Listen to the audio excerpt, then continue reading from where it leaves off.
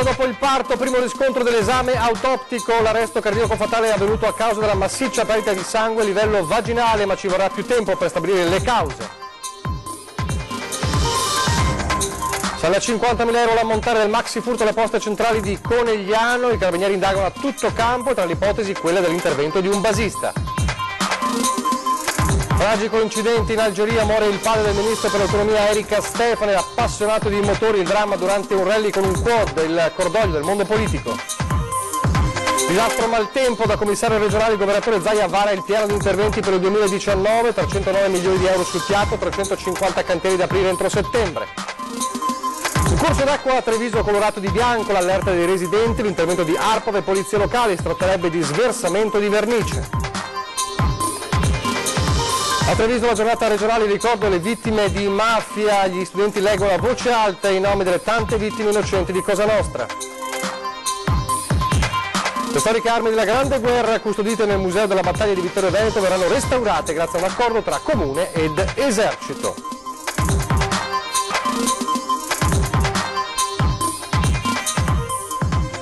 Telespettatori di Antena 3, buonasera e ben trovati, l'edizione trevigiana dei nostri telegiornali. Dunque in primo piano torniamo a parlare della tragedia di Annone Veneto, della mamma 34enne morta 4 ore dopo il parto, perché si è conclusa da poco l'esame autoptico effettuato dal dottor Antonello Cirnelli sul corpo della 34enne, il primo riscontro dell'esame autoptico eseguito questo pomeriggio è che l'arresto cardiaco fatale per la donna, per Francesca Scherinzi, è avvenuto a causa della massiccia perdita di sangue a livello vaginale, massiccia emorragia. Non sono state riscontrate dall'equipe del dottor Cirnelli altre fonti o canali del sanguinamento, quindi l'arresto cardiaco fatale è arrivato proprio per quella emorragia nella zona vaginale, ma ci vorrà più tempo per stabilire le cause di questa stessa emorragia anche in base alle cartelle cliniche che verranno appunto analizzate. Questo è il primo riscontro dell'autopsia davvero conclusasi poco fa, una giornata dunque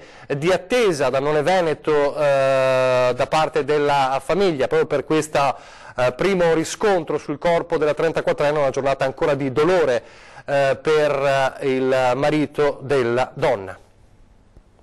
Noi registriamo soltanto che una donna di 34 anni è entrata in sale parto per dare alla luce il figlioletto, bene, ed è uscita morta. L'attesa rimbalza da Oderzo ad Annone, l'attesa nel tentare di capire qualcosa di quel tragico mercoledì.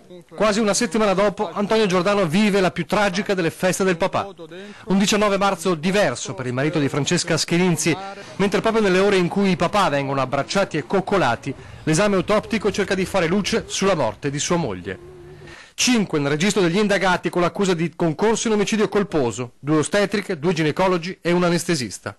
E un papà e marito, Antonio, che ha raccontato in queste ore dei tanti, troppi dubbi su quella notte. No, lasciamo seguire adesso l'accertamento peritale, all'esito del quale avremo sicuramente qualche elemento in più per poter discutere su una vicenda importante. L'esame sul corpo dovrebbe dare le prime risposte, oltre alla ricostruzione di quelle 4 ore tra il momento del parto e la tragica morte di Francesca. Attesa, dolore e rabbia, è un papà che oggi dice: quando il bimbo crescerà deve sapere che non è stata colpa sua, spero che si arrivi a capire di chi è la responsabilità. Ad accertamenti conclusi la famiglia riaccompagnerà la salma nel paese d'origine di Francesca, Castrignano del Capo, in provincia di Lecce, dove i funerali dovrebbero svolgersi sabato, nel più drammatico dei ritorni a casa.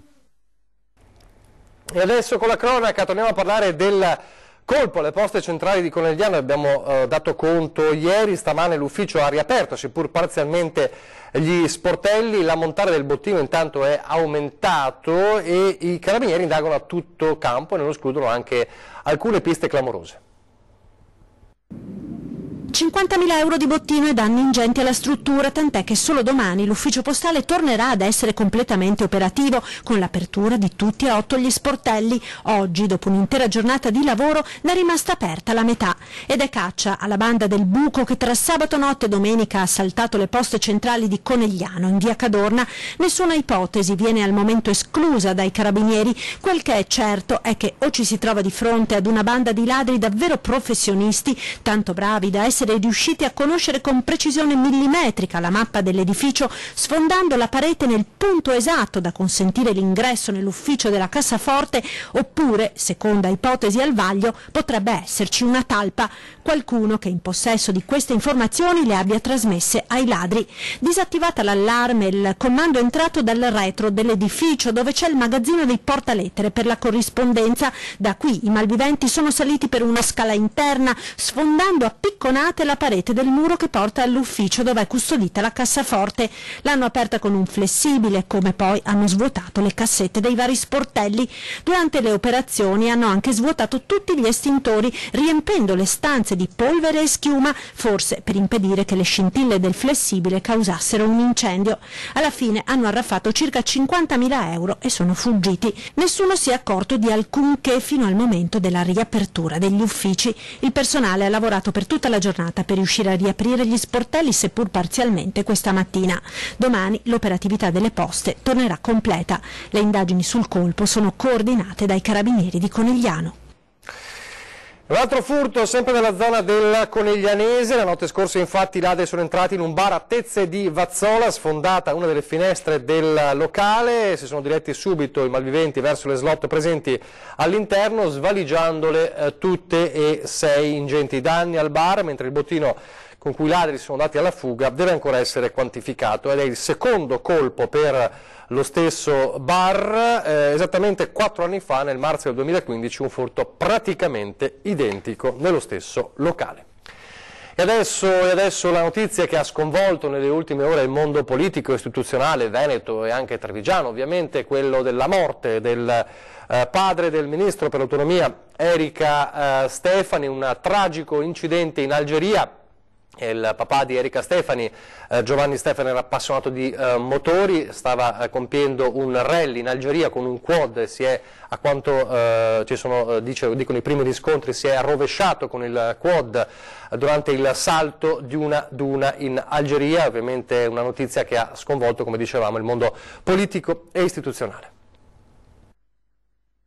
Quando tutto finisce stringendo la passione di una vita tra le mani, se ne va così Giovanni Stefani, a cavallo della sua moto, su cui trovava una libertà senza fronzoli, immerso nel rombo del motore che per lui era musica, sinfonia di cilindri. Prendeva parte alle competizioni in giro per il mondo, lasciava la macelleria di Trissino, il suo paese, la sua famiglia, infilava la tuta, il casco e via verso orizzonti incandescenti, quelli africani della Parigi-Dakar, traguardi lontani, il rally dei faraoni del Marocco, della Tunisia. Era stato tra i 9 motociclisti italiani che avevano partecipato alla prima edizione della Transorientale, 10.000 chilometri da San Pietroburgo a Pechino. L'ultima sfida in Algeria per il Tuareg Rally, dove il destino lo ha portato all'ultima curva. Era partito domenica, una gara come tante per Gianni, che se n'è andato lasciando la moglie, un figlio e la figlia Erika. Erika che di strada ne ha fatta anche lei, dalla piccola Trissino alla grande capitale, dal Vicentino a Roma.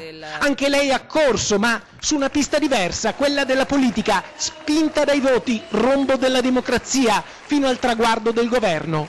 Oggi Erika Stefani, ministro per gli affari regionali, ha perso il padre nel giorno della festa del papà, perché il destino sa essere cinico. Di Gianni, a cui era molto legata, le resterà tanto, le resterà tutto, i ricordi, le parole, i momenti e poi quella passione che ha anche lei sulla pelle, la moto, un brivido che nella trasmissione di Radio 1, Un giorno da pecora, pochi giorni fa raccontava con queste parole. La moto è proprio veramente una passione enorme, non lo immaginavo. Suo padre ha fatto la Parigi-Dakar? Mio padre ha fatto il Parigi-Dakar più di una volta. Quanti le ha fatte? Cioè, non saprei neanche, non so se ha fatto 5 o 6 Parigi-Dakar. E a lei piacerebbe fare la Parigi-Dakar? No, l'enduro ho provato un'estate da via con mio padre, perché mi ha detto, in dialetto, te vai parte in moto. Tra i primi a mandare un messaggio di cordoglio c'è stato il governatore Luca Zaia, che ha detto: sono profondamente addolorato da questa tristissima notizia, un legame di sincera amicizia e stima mi unisce a Erika e posso solo immaginare la sua grande sofferenza per la perdita del papà, che le è sempre stato vicino, che l'ha cresciuta e incoraggiata nelle sue attività professionali e politiche e amata. È un uomo dinamico, attivo, che ha coltivato fino all'ultimo la straordinaria passione per i motori. Ho avuto la fortuna di conoscere il padre di Erika, ha detto Zaia, di apprezzarne lo spirito di iniziativa, l'impegno nel lavoro e l'attenzione per i valori sportivi. In una sola parola, un veneto. Tra i tanti messaggi anche quello di un altro amico, l'assessore regionale per il turismo, Federico Caner. Sentiamo le sue parole. Questa è una tragedia, io ovviamente ho già mandato un messaggio di solidarietà, di amicizia, di vicinanza a Erika, che non è soltanto un ministro, ma è anche un'amica, una collega di partito ed un'amica, e ringrazio anche per il lavoro che sta facendo in questi giorni, in questi mesi per l'autonomia, e quindi questo ci fa stare ancora più in ansia, perché una donna come lei, oberata di lavoro, che succede una disgrazia di questo tipo, ha tutta la nostra vicinanza sia istituzionale ma anche e soprattutto del movimento, del partito e di noi amici. E poche ore prima che arrivasse questa tragica notizia, l'abbiamo sentito prima il governatore Zaia, proprio il governatore Zaia a Palazzo Balbi aveva annunciato il piano di interventi regionale per il 2019 riferito al disastro maltempo che aveva colpito la montagna. Sentiamo. 309 milioni di euro pronti ad essere investiti in circa 350 cantieri da avviare in tutto il Veneto. Sono i numeri degli interventi del 2019 per i danni provocati dal maltempo a cavallo tra ottobre e novembre dell'anno scorso, annunciati dal presidente della regione Luca Zaia nella funzione di commissario delegato ai primi interventi urgenti di protezione civile. A chiacchierare e fare i premi Nobel in tribuna di calcio sono capaci tutti, a bordo campo ci siamo noi. Voglio ricordarvi, fine ottobre la tragedia, siamo partiti subito con opere di somma urgenza, abbiamo riaperto le strade in una settimana, abbiamo ripristinato la normalità, abbiamo investito e già realizzato 100 milioni di euro di cantieri, già conclusi e avviati, e dall'altro 309 milioni che sono pronti per essere cantierati, ma per essere pronti vuol dire che abbiamo lavorato questi mesi per renderli cantierabili. Un piano che non riguarda solo la montagna bellunese e vicentina, ma anche le altre province, specie quella di Venezia, fortemente colpita sul litorale. Il limite massimo di avvio lavori è il 30 settembre 2019. Sarà un lavoro poderoso, li faremo, metteremo in cantiere queste 350 opere, alcune anche sono complicate come gli 86 siti che hanno necessità di pulire il bosco che è a terra e metterci poi dei paravalanghe. Zaia ha anche lanciato un appello all'opera dei volontari. Per accoglierli sono previsti 2 campi base attrezzati di tutto per l'ospitalità allestiti dagli alpini, uno sicuramente a Rocca Pietore. I volontari sono assolutamente graditi, se qualcuno vuole fare un'opera di volontariato, una vacanza alternativa, qualcosa in montagna eccetera, o anche in altre località, si rechi dai sindaci. Io vorrei fare volontario, vedrete che c'è sempre qualcosa da fare, non necessariamente bisogna avere una motosega. Se poi qualcuno che ha una motosega, c'è anche un'assicurazione sua, si presenta e vedrà che qualche albero glielo faranno tagliare. Torniamo a Treviso adesso, una Treviso che attende la festa della Lega, la 3 giorni che inizia venerdì. 2 mani che sollevano una zolla di terra sulla quale cresce una piantina. Su una delle foglie le righe giallo-rosse, chiaro riferimento ai colori della bandiera diventata simbolo del Veneto autonomo. Il prato della fiera a Treviso ospiterà dal 22 al 24 marzo la festa della Lega del Veneto e già dalla locandina è evidente il nuovo corso del Carroccio. Alberto da Giussano e la Liga sono relegati in un angolo, nuovo anche il nome, Veneto Fest, la 3 giorni che vedrà alternarsi sul palco tutti i big del partito. Gran finale domenica con Matteo Salvini. Obiettivo galvanizzare le truppe in vista dell'appuntamento elettorale con le amministrative e le europee. La grande serata sarà quella dedicata per quanto riguarda le elezioni europee, che è un punto importante soprattutto per Matteo Salvini, per confrontarsi con quelli che sono i sondaggi e invece con quelli che sono le realtà del voto, anche perché contiamo di andare in Europa per cambiare le regole del gioco. Intanto impazza il toto candidature. Bere non si sbilancia, la circoscrizione nord-est comprende anche Friuli Venezia Giulia, Trentino Alto Adige ed Emilia Romagna. La lista dei nominativi del Veneto, dopo la scrematura iniziale, è stata inviata a Milano. Ora la decisione finale spetta al leader di Via Bellerio. Qualunque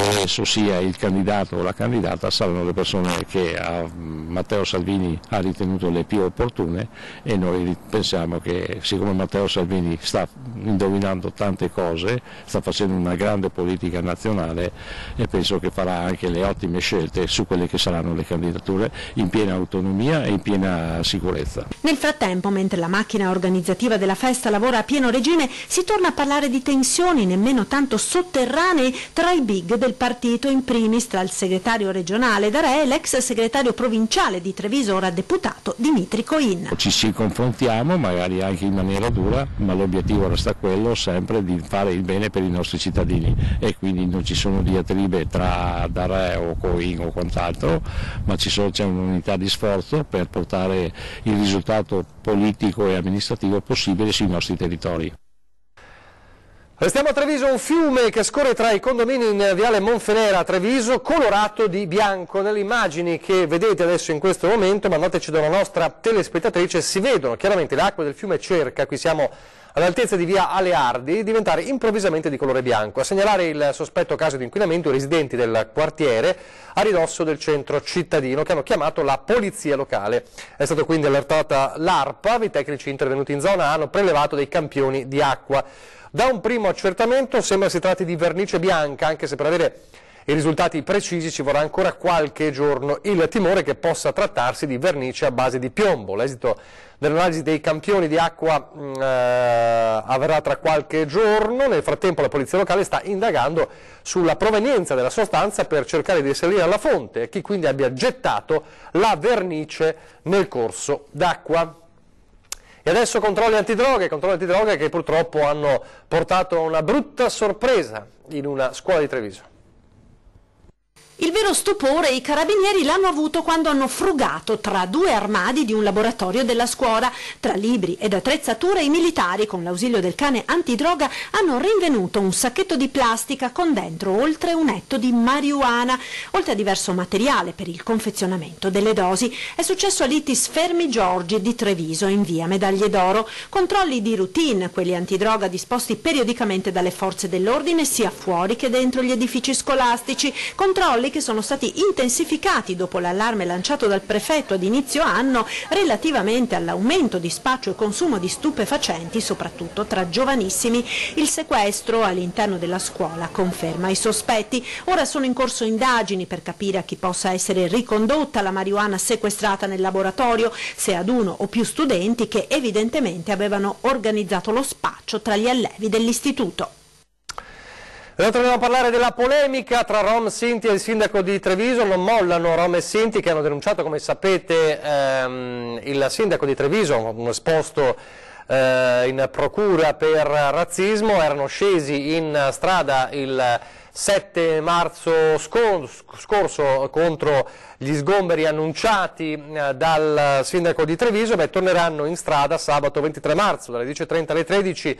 Ci sarà un nuovo corteo, questa volta un corteo con delle auto, una partecipazione prevista di circa 200 cittadini. Quindi continua, diciamo, questa accusa, questo attacco al sindaco di Treviso, che ieri proprio a 20:10 ha ribadito quello che ribadisce un po' da giorni in merito a questa vicenda. Sentiamo.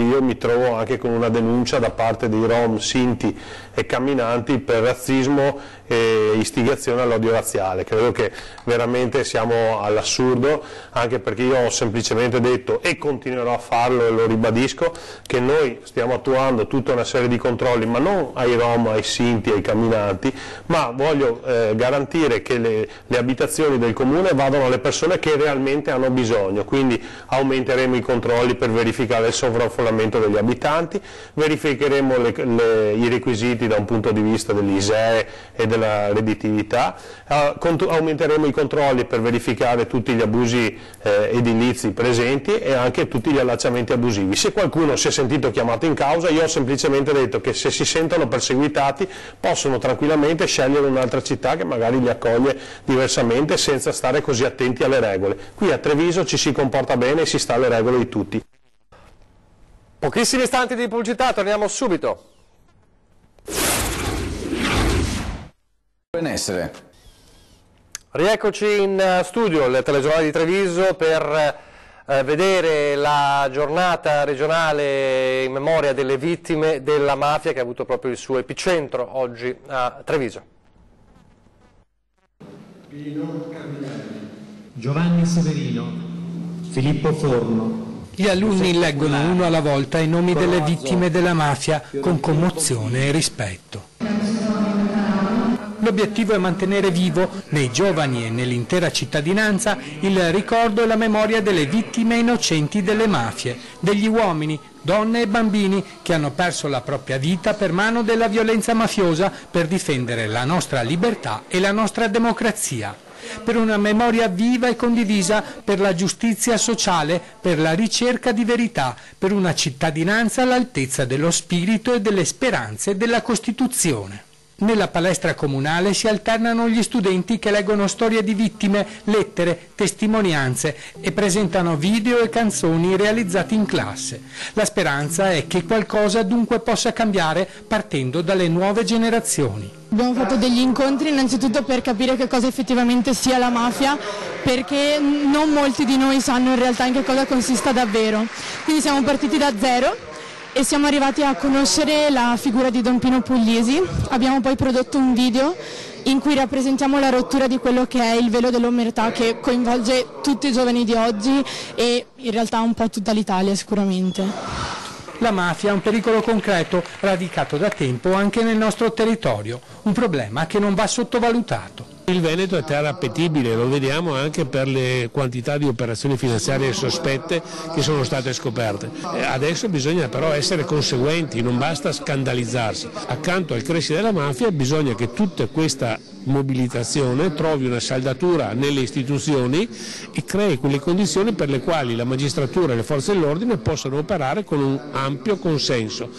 In mattinata sono stati premiati numerosi uomini delle forze dell'ordine, dell'Arma dei Carabinieri, della Polizia di Stato e della Guardia di Finanza, provenienti dalle province di Padova, Treviso, Venezia, Verona e Bassano. Uomini che hanno deciso di indossare una divisa per lottare quotidianamente contro le mafie, la corruzione e i fenomeni di criminalità.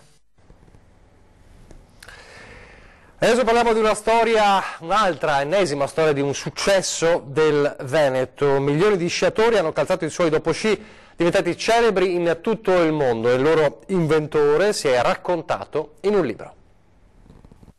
Andando nel bosco con il bisnonno, gli cade un ramo d'albero, si ruppe una gamba. A quei tempi due erano i mestieri che potevano fare, o facevano i sarti o facevano i calzolai. Mio nonno fece il calzolaio. Una grande storia comincia spesso da un evento casuale e se il lavoro di famiglia era fare scarpe lo si deve a quel lontano incidente occorso al nonno. Ma se quell'attività è poi diventata un impero da 400 milioni di euro di fatturato, il merito è tutto suo. Giancarlo Zanata, fondatore del gruppo Tecnica, oggi ha 81 anni e, spronato dai figli e nipoti, ha deciso di mettere nero su bianco la sua storia. A Palazzo Giacomelli la presentazione del suo Diario del Fare, un contenitore di storie di lavoro e di passione, raccontate in modo così lucido e preciso da colpire anche lo scrittore milanese Federico Buffa, uno che di storytelling se ne intende. Abbastanza significativo di un uomo che non è mai stato realmente, credo, piccolo. È stato un uomo che è stato costretto a essere maturo molto in fretta. Veloce come l'apprendistato in una fabbrichetta di scarpe a Treviso per far pratica, poi la scuola a Milano, poi l'esperienza del lavoro sotto padrone, che però non faceva per lui. E disse mio fratello, guarda, qui dobbiamo sviluppare questa azienda. L'esperienza, un po' di mestiere, intraprendenza, siamo partiti e anno dopo anno abbiamo fatto quello che abbiamo fatto. Passione e determinazione, fino al colpo di genio, la conquista della Luna. Nel 1969 Zanata è a New York per affari e rimane ipnotizzato alla vista di una delle numerose foto che celebrano il trionfo dell'Apollo 11. A colpire la sua immaginazione è quell'impronta lasciata dagli scarponi degli astronauti sul suolo lunare, così ovale, così insolita. Subito l'intuizione, gli schizzi su carta, la realizzazione. Nasce il Moon Boot, il dopo sci per eccellenza, prodotto in 25 milioni di paia, icona di stile esposta anche al MoMA di New York. 50 anni dopo quella storia continua, sotto la guida del figlio Alberto, ma lui in giro in azienda se lo fa sempre e a chi gli chiede quale sia il segreto del suo successo risponde con una sola parola: la passione.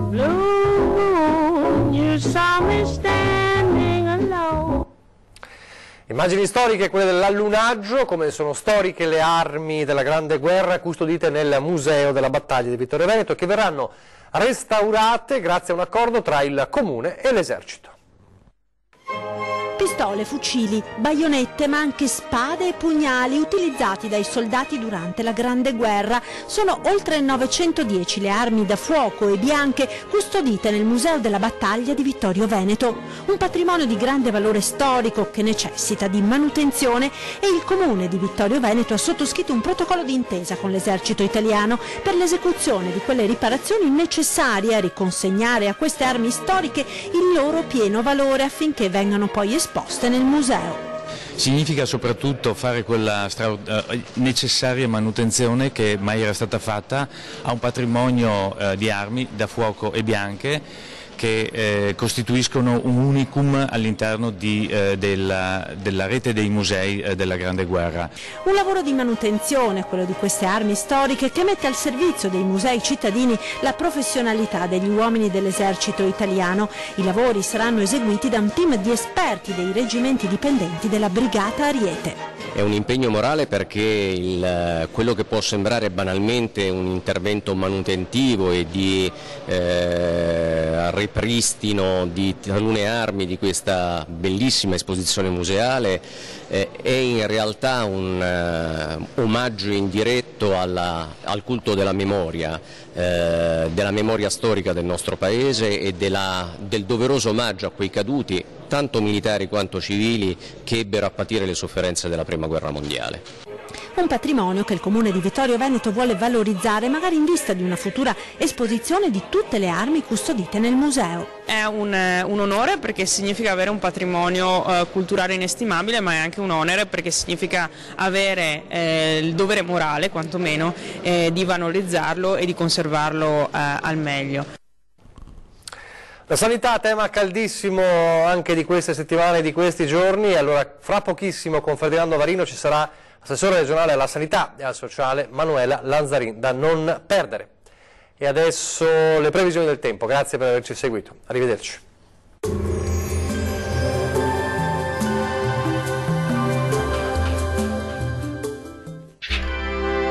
Tremonti, attrezzature e materiale per saldatura professionale a Montebelluna. Ben ritrovati al meteo. Sulle nostre regioni tornano a prevalere delle caratteristiche prettamente primaverili. Sarà infatti una giornata all'insegna del sole, ma vediamo il dettaglio. Sul Veneto sarà soleggiato ovunque, vedete il cielo sarà sereno e sgombro da nubi su tutti i settori. Temperature minime comprese tra -4 e 7 gradi, massime invece oscillanti tra 13 e 14 gradi circa. Poche novità sul Friuli Venezia Giulia, la nostra grafica ci mostra che sarà soleggiato ovunque, il cielo si presenterà sereno e limpido su tutte le province. Temperature minime comprese tra 2 e 7 gradi, massime stazionarie tra 13 e 14 gradi circa.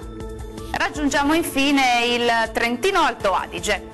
Condizioni di bel tempo con ampio soleggiamento ovunque, salvo per qualche foschia o nebbia sulle vallate settentrionali, spesso persistente per tutta la giornata. Temperature minime intorno ai -4 gradi, massime comprese invece tra 15 e 16 gradi. Dal meteo per ora è tutto, vi do appuntamento al prossimo aggiornamento. Arrivederci.